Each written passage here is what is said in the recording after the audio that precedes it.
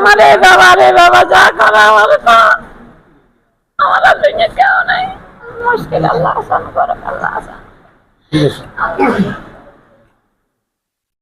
নোয়াখালীর চরকর্মিলা এলাকার বাসিন্দা ৬৫ বছর বয়সী হাজেরা খাতুন চট্টগ্রামে বাইজিদ শেরশাহ বাংলা বাজার মেয়ের বাসায় বেড়াতে এসে মর্মান্তিক সড়ক দুর্ঘটনায় গুরুতর আহত হয়েছেন। গত ১ মার্চ নগরের জিইসি মেন সড়কে একটি গাড়ির সাথে ধাক্কা লেগে তার পা ভেঙে যায়। পরে তাকে উদ্ধার করে দ্রুত চট্টগ্রাম মা ও শিশু জেনারেল হাসপাতালে নিয়ে যাওয়া হয়। হাসপাতালে নেওয়ার পরে প্রতিষ্ঠানটির ডোনার মেম্বার মোহাম্মদ মাহবুব তাকে ভর্তি করানোর ব্যবস্থা করেন।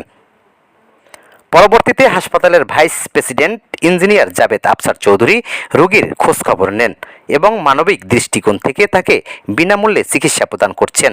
গাড়িজনিত আঘাতে সে পড়েছিল এবং যন্ত্রণা কষ্ট দেখে শাকিল মাহমুদ সাহেব আমাদের হাসপাতালে নিয়ে আসেন। রোগী নিতান্ত গরিব এবং তার নিকট কোনো আত্মীয় স্বজন নেই, একটি মাত্র মেয়ে আছেন, সে গৃহ পরিচারিকার কাজ করে। আমরা এই কেসটি আমাদের কাছে আসার পর থেকে আমরা নিবিড় পর্যবেক্ষণে ওনাকে গ্রহণ করি এবং আমাদের তত্ত্বাবধানে সমস্ত চিকিৎসা ব্যয় বহন আমরাই করতেছি এবং যে ইকুইপমেন্টস ওনার অপারেশন লেগেছে ৮০,০০০ টাকার মতো, সেটাও কিন্তু আমরা দেওয়ার ব্যবস্থা গ্রহণ করেছি এবং এই রোগী অপারেশন সাকসেসফুল হওয়ার পর নিবিড় পর্যবেক্ষণে ওনাকে রাখা হয়েছে এবং পরপর ওনাকে ড্রেসিং প্রয়োজন হচ্ছে। আজকে দীর্ঘ ১ মাস অধিককাল উনি আমাদের এখানে থেকে ট্রিটমেন্ট নিচ্ছেন। তো আপনার মানবতার দৃষ্টান্ত এরকম অহরহ হচ্ছে। আমরা এই রোগীর ক্ষেত্রেও প্রয়োজনীয় পদক্ষেপ গ্রহণ করেছি। তো আমি অনুরোধ করব যারা মানবিক কাজকর্মে উদ্গ্রীব এবং ইচ্ছা পোষণ করেন তারা এই রোগীর কাছে এসে, কারণ তার একটা মাত্র মেয়ে ছাড়া আর কেউ নাই, সবাই যদি এই রোগীকে সহসা সম্ভাবনাময় অথবা আর্থিক দিক দিয়ে হেল্প করে উনি উপকৃত হবেন। কারণ ওনার ট্রিটমেন্টটা দীর্ঘমেয়াদী, পাটা আপনার ৩ টুকরা হয়ে গিয়েছে।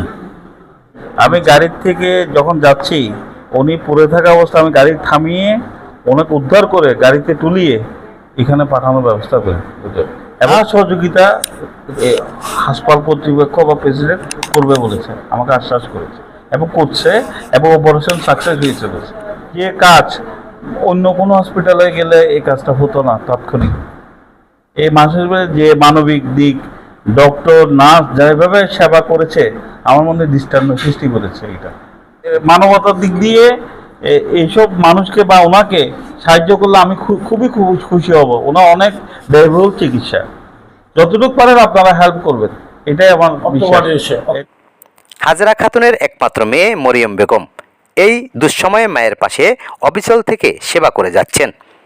আবেগে আপ্লুত কণ্ঠে তিনি বলেন, আমার মায়ের পাশে যদি সমাজের বিত্তবান ও হৃদয় ব্যক্তিরা এগিয়ে আসেন তবে আমি তাদের কাছে আজীবন কৃতজ্ঞ থাকব।